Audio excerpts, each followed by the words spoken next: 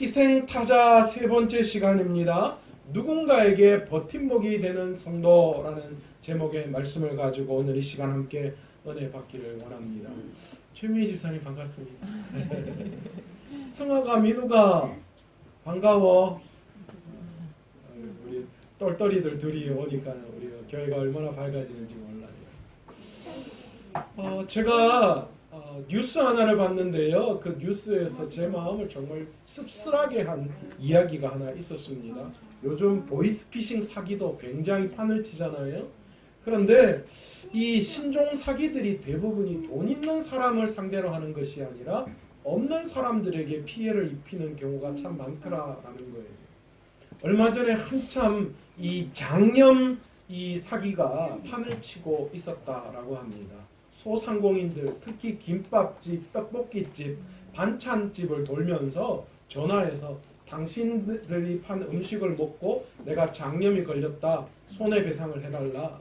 만약 그렇지 않으면 뭐 언론에 보도하겠다, 이 동네에 장사 못하게 하겠다, 법적인 손해배상을 청구하겠다라는 식의 아주 강압적인 그런 이야기들을 통하여서 주인들이 어쩔 수 없이 이 치료비를 물어주게끔. 그런데 정말 그 사람이 그 음식을 먹었느냐? 아니더라는 거예요. 그냥 무작위로 전국적으로 전화를 걸어서 그냥 식당마다 그렇게 협박 전화를 했던 것입니다. 어떤 사장님은 어쩔 수 없이 돈을 보내준 사장님도 있고, 어떤 사람들은 그때 떡볶이집입니까? 반찬집 어떤 아주머니는 그 전화를 받고 너무 충격이고 너무 겁이 나서 실신하는 그런 일들까지 있었습니다. 세상이 왜 이런 일들이 일어나야 하는가라는 그런 생각을 참 할 때가 많이 있습니다. 세상은 점점 삭막하고 정글화되어 가는 것 같습니다. 있는 자는 더욱 있고 강한 자는 더욱 강하고 약한 자는 강자에게 먹힐 수밖에 없는 바로 이런 약육강식, 정글과 같은 세상이 점점 만들어지고 있는 게 사실입니다. 더불어 살아가는 세상, 그것을 오늘날 강조하고 있지만, 그러나 더불어가는 세상은 점점 멀어지게 우리에게 느껴질 뿐입니다. 이렇게 힘들고 어려운 정글과도 같은 외롭고 힘든 세상을 살아가야 한 우리들, 과연 우리들은 이 정글과 같은 험난한 세상 속에서 어떤 삶을 살아가야 할까요? 여러분, 사람은 결코 혼자 살아갈 수 없습니다. 서로가 서로에게 영향력을 주고 살아가는 사람들입니다. 그런데 이 세상 속에서 어떤 사람은 다른 사람들에게 피해를 주고 다른 사람의 것을 빼앗아 평안하게 살아가는 사람도 있는 반면에, 어떤 사람들은 다른 사람을 살려내고 다른 사람들을 세워가고 다른 이 세상에 버팀목의 역할을 하며 감당하는 삶을 살아가는 사람들도 있더라는 거예요. 저와 여러분은 어디에 속하는 사람입니까? 세상 속의 것들을 누리기 위해서 다른 사람의 것을 빼앗고, 아니면 세상 사람들에게 선한 영향력을 주는 그런 버팀목과 같은 세상을 살아가고 있습니까?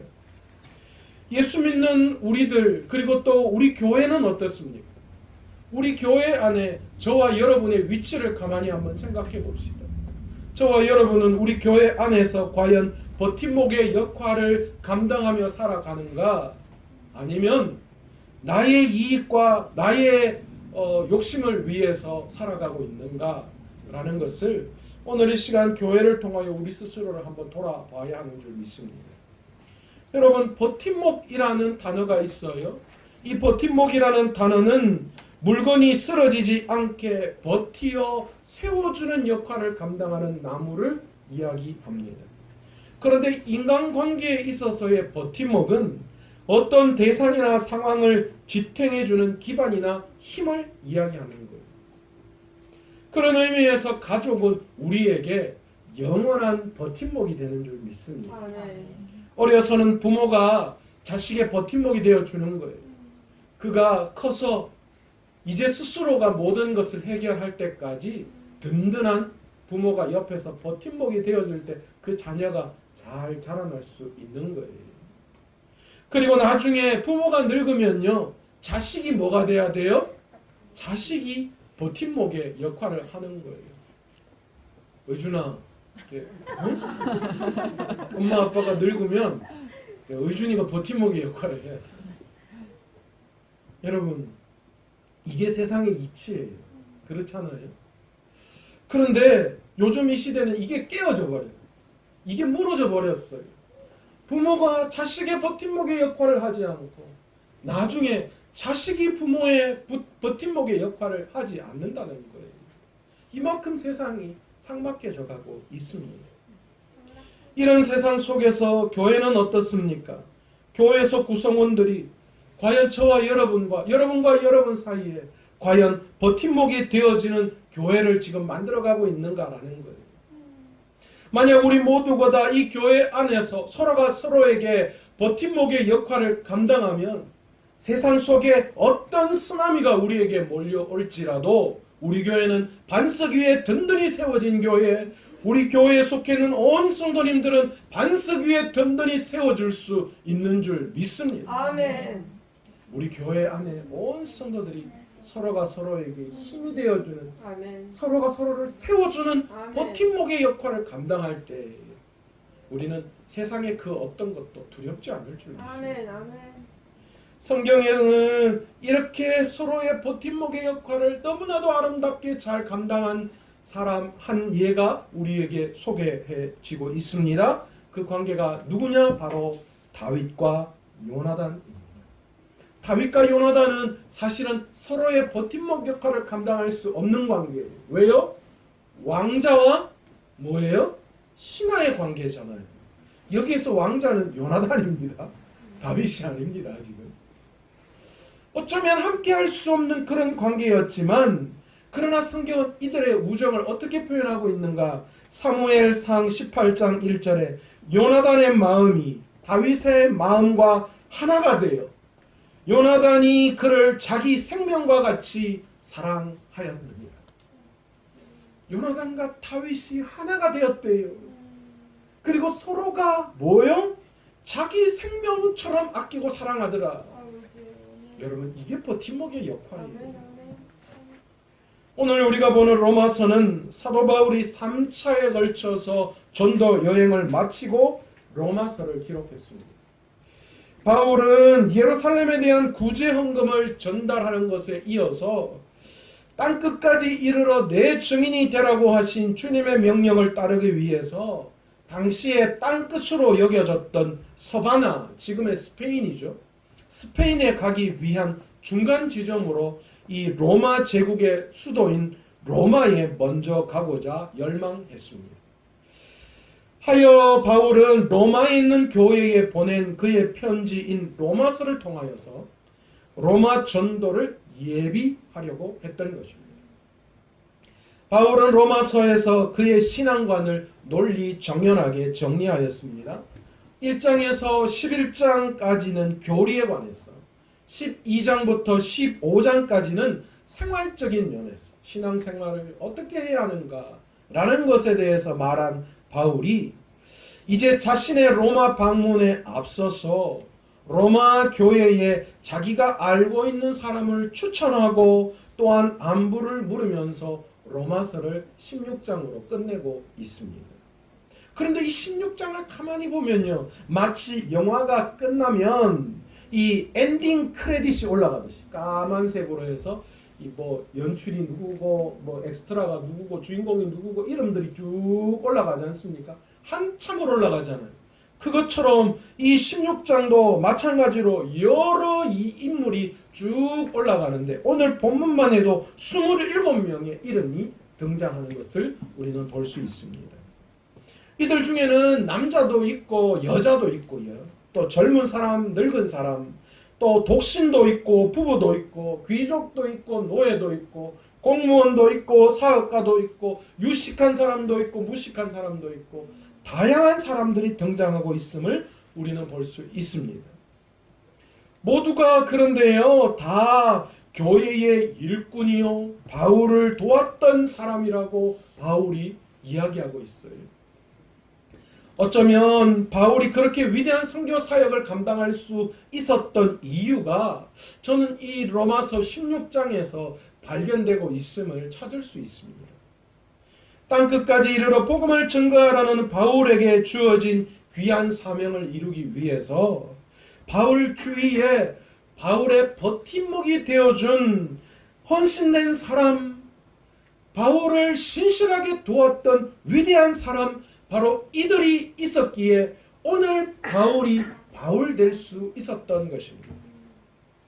아마도 바울은 복음의 일꾼으로 큰 힘이 되어준 바로 이런 버팀목이 되어주었던 이들을 치하하며 감사하는 마음으로 로마서의 편지의 마지막을 장식하고 있는 것을 우리는 볼 수 있습니다.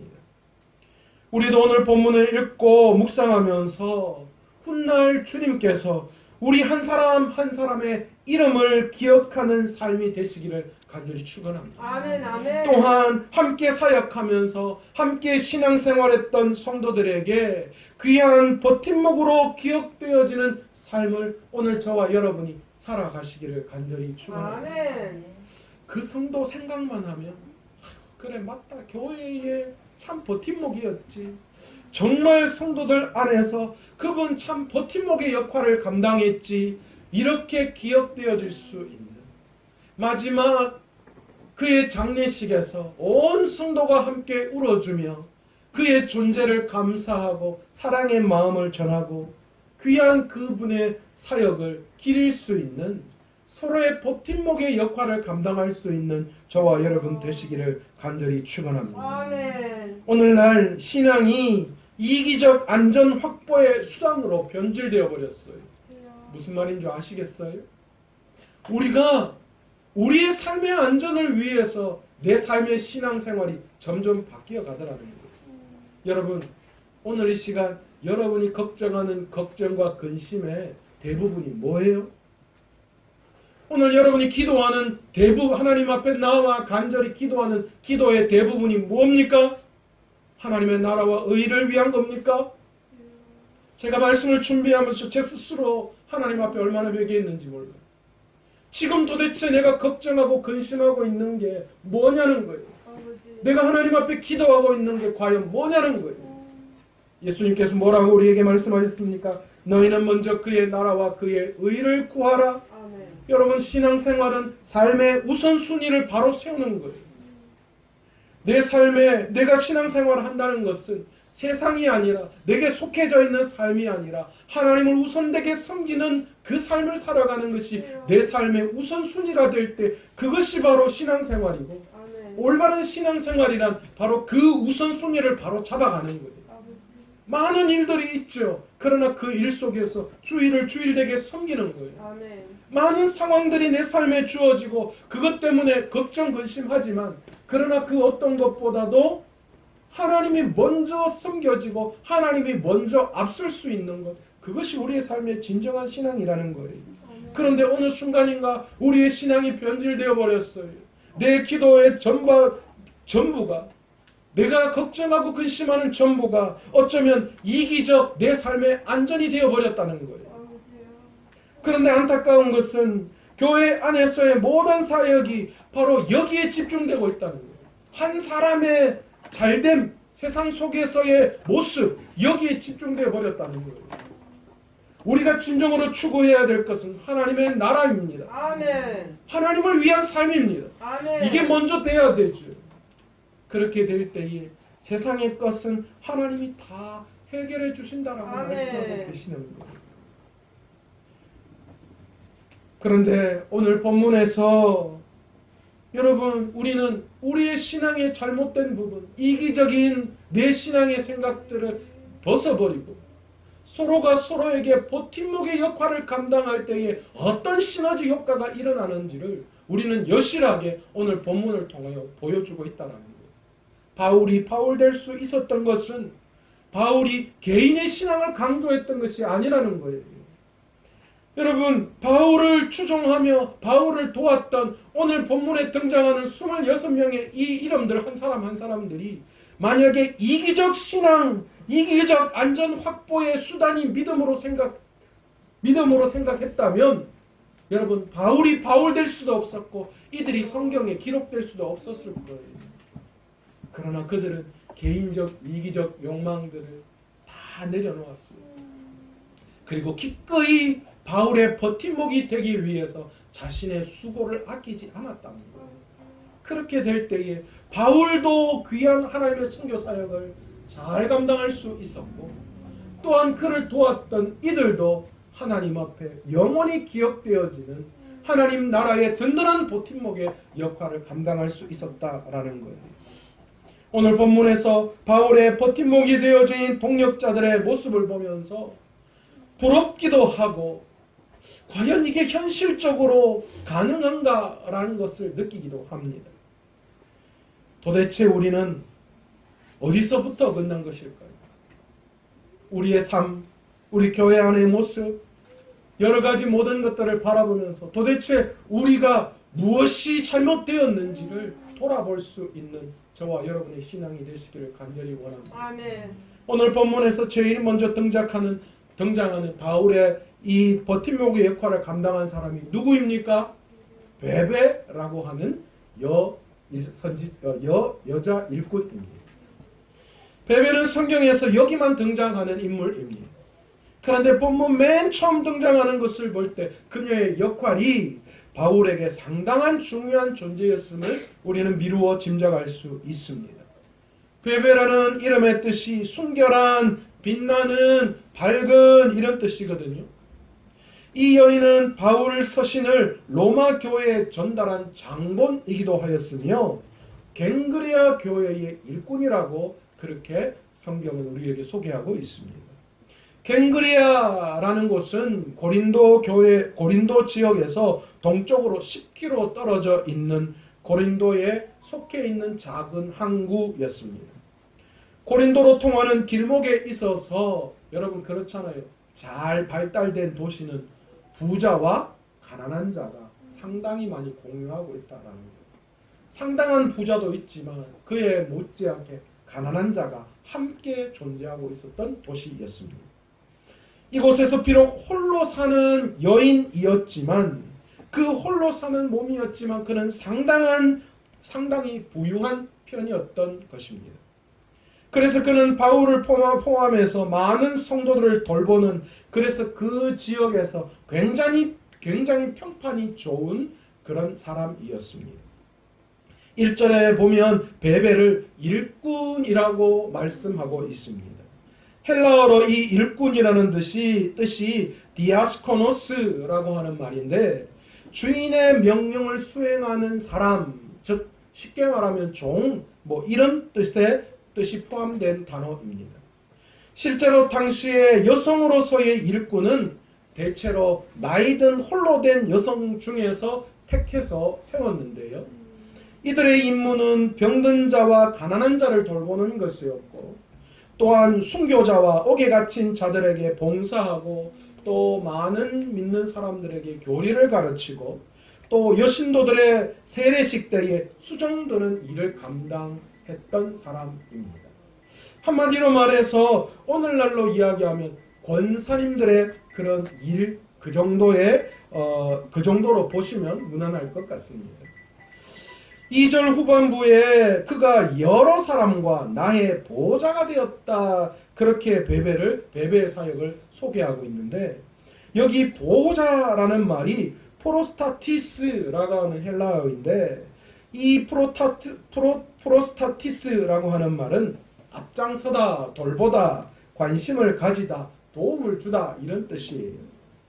한마디로 말해서 베베가 그리스도인들의 든든한 후원자, 보호자 이런 사람이 되었다라는 거예요. 여러분 당시에는요, 없는 자, 힘없는 자, 권력이 없는 자, 못 가진 자 이런 사람들은 반드시 무언가를 하기 위해서는 앞서 그를 보증해 줄 수 있는 어떤 사람이 필요했어요.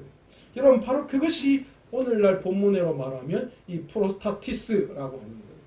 그를 보증해 줄 수 있는, 내가 책임져 줄게, 내가 이 사람을 후원하는 후원자야, 이런 것들이 꼭 필요했는데 바로 이 베베라고 하는 사람이 그런 역할을 감당했던 사람이다라는 거예요. 그래서 당시 갱그레아 지방의 여러 어려운 신자들과 또한 바울과 같이 순회 전도자들에게는 이 베베의 역할이 더없이 소중한 그런 역할을 감당했던 중요한 사람이었다라는 거예요. 바울은 가장 중요한 서신이 로마서를 쟁쟁한 남성들 가운데 택해서 전달하지 않고 베베라고 하는 이 여성을 택하여 부탁했어요. 그리고 베베는 자기 고향을 떠나 한 번도 가보지 못했던 로마, 낯설고 물서른 곳, 또 여러 가지 길가에서 겪어야 할 여러 가지 여자로서 위험하고 힘든 그런 상황들을 다 이겨내고 이 어려운 길을 기꺼이 감당했던 귀한 일꾼이었습니다. 저와 여러분이 우리 교회 안에서 예수님을 믿는 모든 성도들에게 이런 베베와 같은 디아스코노스와 프로테스타스와 같은 역할을 감당하는 귀한 든든한 버팀목들이 되시기를 간절히 소원합니다. 아멘. 서로가 서로에게 힘이 되어주고 도움이 되어주고 돌볼 수 있는 역할. 네가 아프든지 말든지 내하고 상관없다. 그거 아니고요. 아니면 누군가에게 진정한 후원자. 누군가 정말 내가 정말 힘들고 어려워서 힘들어 할 때에 내가 앞서서 그의 후원자가 되어줄 수 있는 그런 역할, 그런 버팀목이야말로 오늘 교회가 하나님 앞에 든든히 세워질 수 있는 그런 중요한 역할을 감당하는 버팀목과 같은 성도가 될 줄로 믿습니다. 아멘. 다른 사람들은 어떻게 되든가 말고 나만 잘 되면 된다라는 생각을 가지고는 이 세상에 험난한 쓰나미가 몰려올 때 해결할 수가 없어요. 세상에 그 어떤 것도 영원한 버팀목이 될 수 없습니다. 그러나 교회 안에서 주님 안에서 서로가 서로에게 바로 이런 보호자, 이런 후원자가 될 수 있다면 이 교회가 또 귀한 우리 성도님들이 세상 속에서 든든하게 세워줄 수 있는 줄 믿습니다. 아멘. 다음으로 등장하는 인물이 브리스가와 아굴라입니다. 이 브리스가와 아굴라는 사도행전 18절에 등장하는 브루스길라와 아굴라와 동일 인물입니다. 그런데 이 브리스가라고 하는 이름은 브리스길라라고 하는 이름의 애칭이에요. 지금 바울이 브리스길라를 부를 때에 브리스가라고 불렀다는 건 애칭으로 불렀다는 거예요. 여러분, 애칭으로 부른다라는 것은 어떤 거예요? 사이가 굉장히 가까운 사이라는 거죠. 우리 아내가 저를 놀릴 때 가끔 뭐라고 부르냐면 뽀시기 하거든요. 여러분 뽀시기 아세요? 아마 연세가 좀 있으셔야지 뽀시기를 아실 것 같은데 저희 큰 누나가 저를 부를 때 그때 야 뽀시가 이렇게 불렀는데 우리 아내가 왜 누나가 당신한테 뽀식이라고 부르냐 그랬더니 내가 그래 옛날에 코미디언 중 이용식이라는 사람이 있는데 그 사람은 내하고 좀 비슷하다 해서 우리 누나가 자꾸 뽀식이 부른다 그래 이야기했더니만 이제 가끔 우리 아내가 자기 좀 기분이 좋으면 뽀식 이렇게 불러요. 여러분 애칭을 부른다는 것은 어떤 거예요? 서로 굉장히 가까운 사이라는 거예요. 지금 바울이 브리스길라와 아굴라를 이렇게 가까운 사이로 생각하고 있다. 그렇게 가까운 사이였다라는 것을 우리는 볼 수 있습니다. 브리스길라와 아굴라는 천막을 제조해서 파는 사람이었는데 로마에서 살다가 이 클라우디오 황제에게 쫓겨나서 고린도에 와서 머무는 동안 놀랍게도 바울을 만나게 되었습니다. 그리고 함께 일하면서 바울의 필요를 채워준 귀한 동역자였다라는 것이죠. 바울은 남성을 존중하는 당시의 관례에도 불구하고 놀랍게도 이 아내였던 브리스길라를 남편보다 먼저 그 이름을 불러주고 있다는 거예요. 그러니까 아마도 그녀가 남편보다도 바울의 사역에 있어서 훨씬 더 영향력을 많이 행사했던, 많이 헌신했던 그런 사람으로 볼 수 있습니다. 바울은 이들을 가르쳐 4절에 무엇이라고 언급하고 있는가? 내 목숨을 위하여 자기들의 목까지도 내놓았다. 그렇게 그들을 설명하고 있습니다. 바울은 이들 부부가 자신의 생명의 은인인 것처럼 말하고 있어요. 그도 그럴 것이 이 부부가 없었다면 바울의 전도 여행은 아마도 2차 전도 여행을 마치는 것으로 끝났을 수도 있었을 거예요. 바울에게는 실로 아무리 감사해도 감사를 다할 수 없는 그런 소중한 부부가 바로 이 브리스길라와 아굴라였다라는 겁니다. 오늘 본문에서 바울은 그들을 동력자다 그렇게 표현하고 있습니다. 이 동력자다라고 하는 헬라어가 시네로구스라고 하는 단어인데, 이 단어는 함께라고 하는 쉰이라고 하는 단어와 일하다라고 이야기하는 에르고라고 하는 단어의 합성어입니다. 그러니까 여기에서 이 단어를 가만히 해석해 보면 이 함께라고 하는 이 쉰이라는 단어가 악교처럼 딱 붙어서 함께하다 이런 뜻이거든요. 그러니까 이 일꾼 동역자다라는 말이 절대로 떨어질 수 없이 본드, 악교 본드 있잖아요. 그 본드처럼 딱 붙어서 서로 떨어질 수 없을 만큼 함께하면서 함께 일했던 사람이다. 우리는 그렇게 동역자란 말을 이해할 수 있습니다. 여러분, 바울이 2차 전도 여행에서 인간의 높은 이성과 지식을 자랑하는 지성과 철학의 도시였던 아덴, 우리가 잘 알고 있는 그리스 철학의 도시였던 이 아테네가 아덴이죠. 아테네에서 선교 사역에 바울도 완전히 실패하고 말았습니다. 이제 바울은 육적으로나 영적으로나 초죽음이 되어서 다음 장소로 옮기게 되었는데, 그 옮기게 된 장소가 고린도였습니다. 하필이면 고린도예요. 그런데 여러분, 우리가 잘 알고 있듯이 이 고린도가 사실은 상업적으로 굉장히 요충지어다 보니까 여러 가지 상당히 문화와 또 경제가 발전되어져 있는데, 또 한편으로는 상당히 타락한 도시 가운데 하나였다라는 겁니다. 고린도에는 우리가 잘 알고 있는 그리스 신들이 총출동하는 그런 곳 아테네가 있었습니다. 그리고 그 신전에서 벌어지는 제사는 신전의 여사제들과 함께 문란한 성관계를 가지는 거였어요. 고린도인들은 항상 취해 있었으며 세상의 욕망에 혈안이 되었고 음욕에 불타올랐습니다.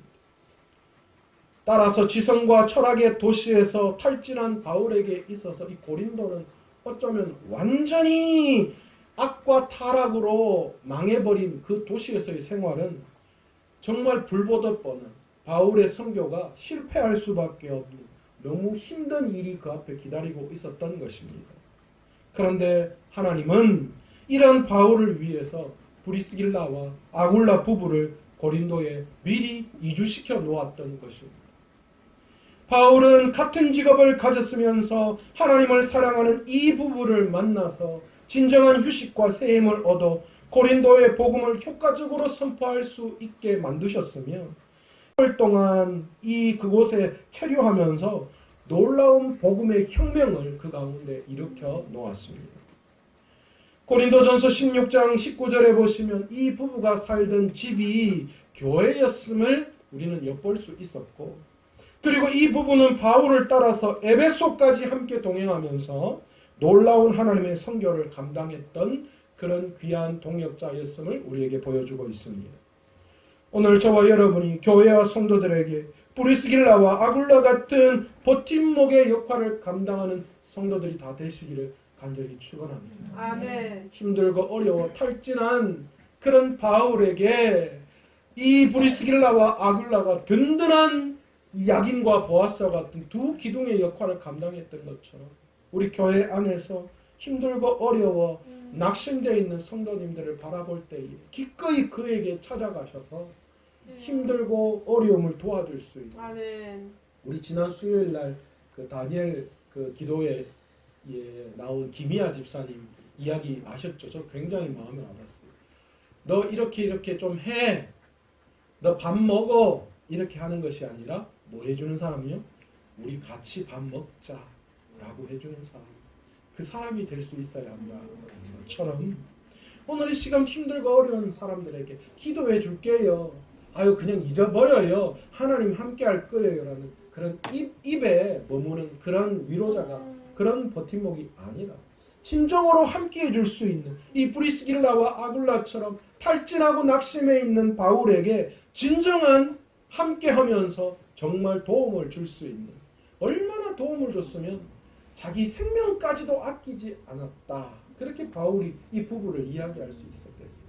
저와 여러분도 오늘 귀한 성도님과의 관계에 있어서 기꺼이 내 목숨까지도 내어놓을 수 있는 그런 성도들 간의 버팀목의 역할을 감당할 수 있는 그런 귀한 삶을 살아갈 수 있는 저와 여러분 되시기를 간절히 축원합니다. 아멘. 바울을 위해서 생명을 아끼지 않았던 부부, 함께 하나님의 나라를 위해서 사역할 때에 서로의 필요를 채워주는 그 어떤 상황 속에서도 끝까지 함께 했던 사랑의 줄로 매어서 관계를 맺어온 버팀목처럼 오늘 이 시간 저와 여러분이 그랬으면 좋겠어요. 아멘. 아멘. 조금만 내 마음에 안 들면 요즘 세상은 어때요? 그냥 관계를 끊어버리잖아요. 조금만 내가 생각하는 거하고 다르면 니하고 내하고는 끝이다 그러잖아요. 세상 친구들 관계 그렇잖아요. 욥기에 보면 친구들이 욥을 위로하기 위해서 왔는데 욥이 이야기하는 것에 친구들이 섭섭해가지고 욥을 조롱하고 욥을 정죄하고 그래서 욥을 몰아붙이고 있는 모습을 볼 수 있어요. 이게 세상이에요. 여러분 우리 그리스도인들은 그렇게 하지 말아야 돼요. 아멘. 우리에게는 정죄하는 힘이 없어요. 우리는 사랑할 일만 있는 거예요. 아멘. 사랑의 줄로 매어서 서로가 서로에게 힘이 되어주고 목숨까지 내어줄 수 있는 그런 교회 성도들의 서로의 버팀목이 될 수 있기를 간절히 원합니다. 아멘. 그리고 그 다음에 등장하는 것이 24명의 이름이 언급되어지고 있어요. 그런데 이들에 대해서 특별한 정보가 없어요. 이 등장하는 24명의 이름 쭉 하는데 한 사람 한 사람이 어떤 사람인지 몰라요. 그런데 이들의 이름을 가만히 보면 사실은 놀랍게도 하나의 공동체가 될 수 없는 사람들이었음을 우리는 볼 수 있어요. 그들의 이름을 가만히 보면 라틴계식의 이름도 있고 히브리식 이름이 있어요. 그러니까 이방인과 유대인과 여러 사람이 섞여 있었음을 볼 수 있었어요.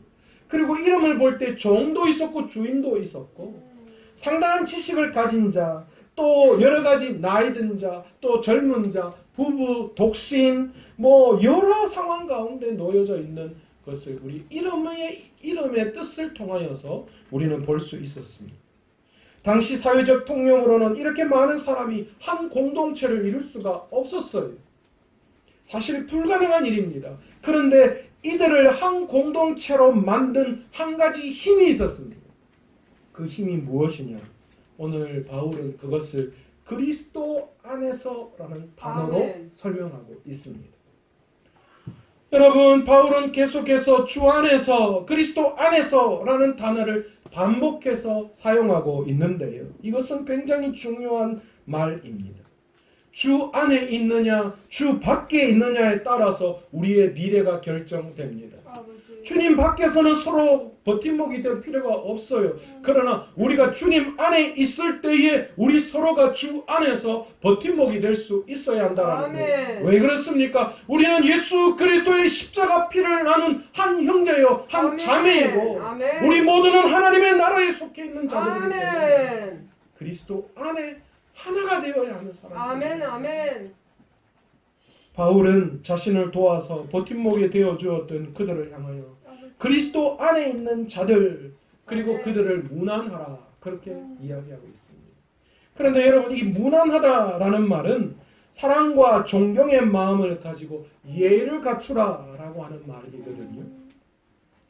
그들 모두 주 안에서 수고했고 희생했으므로 바울을 도왔던 사람들이었기 때문에 기꺼이 바울이 그들에게 예의를 갖추고 또 그들을 존경하는 마음으로 그들에게 감사해라 그렇게 이야기하고 있습니다. 여러분 이 힘들고 어려운 코로나 시대에 모두가 다 힘든 시대를 살아가고 있어요. 그리고 우리 모두가 다 할 것 없이 뭐 중직자든지 지금 오신 분들인지 나이가 드셨던 어린 아이들이건 상관없이 교회 안에서 자신의 역할이 다 있는 줄 믿습니다. 아멘. 그리고 그 역할을 지금 잘 감당하고 있는 줄 믿습니다. 아멘. 그러기에 우리가 서로가 주 안에서 서로 아멘. 무난할 때에 아멘. 서로 존경하고 사랑하고 이해를 갖출 때에 우리가 서로가 든든한 버팀목이 되어서 이 교회가 하나님 앞에 더욱더 빛나게 될 줄 믿습니다. 아멘. 저와 여러분 스스로 누군가에 의해서 세워지는 것이 아니라 우리 모두가 다 서로 하나가 되어 버팀목이 아멘. 될 때에 이 교회가 어떤 세상 가운데에도 승리할 수 있게 되는 줄 아멘. 믿습니다. 아멘. 저는 희생타자라는 제목으로 3주간 말씀을 전했습니다. 제일 먼저 다윗을 다윗되게 만든 하나님의 희생타자였던 누구요? 우리야 장군을 말씀드렸습니다. 어쩌면 억울한 것 같고 어쩌면 아무 빚도 없이 그냥 세상 가운데 그냥 사라져 버린 것 같았지만 그러나 하나님께서는 우리야 장군을 통하여 다윗이 다윗되게 만드셨고 하나님은 그 우리야 장군을 기억하셨다라는 것. 두 번째 희생타자였던 광야에 외치는 소리였던 세례 요한을 말씀드렸습니다. 그는 광야에 외치는 소리였어요. 그가 주님의 자리에 오를 수 있었고 주님 예수님이라고 그렇게 사람들이 이야기했지만 그는 그런 자기는 예수님이 아니라고 분명히 이야기하면서 자기는 그냥 오실 예수님을 드러내는 그냥 소리에 불과하다. 그렇게 자신을 낮추며 조용히 주님을 전하다가 그냥 세상 속에 사라졌던 인물이었습니다.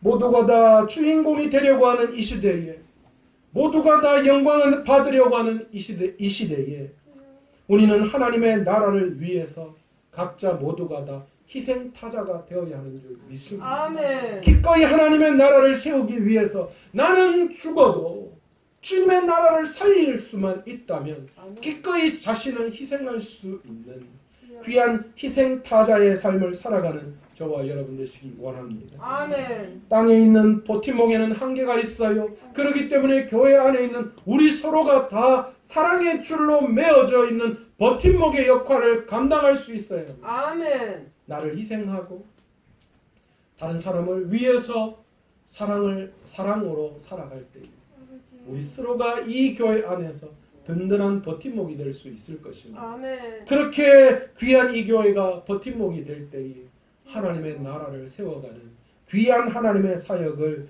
잘 감당할 수 있게 되는 줄 믿습니다. 아멘. 칠흑과 같이 어두운 상황 앞에서도 주여. 여러분 흔들리지 맙시다. 아멘. 왜냐하면 서로의 버팀목이 되어줄 우리들이 있잖아요. 아멘.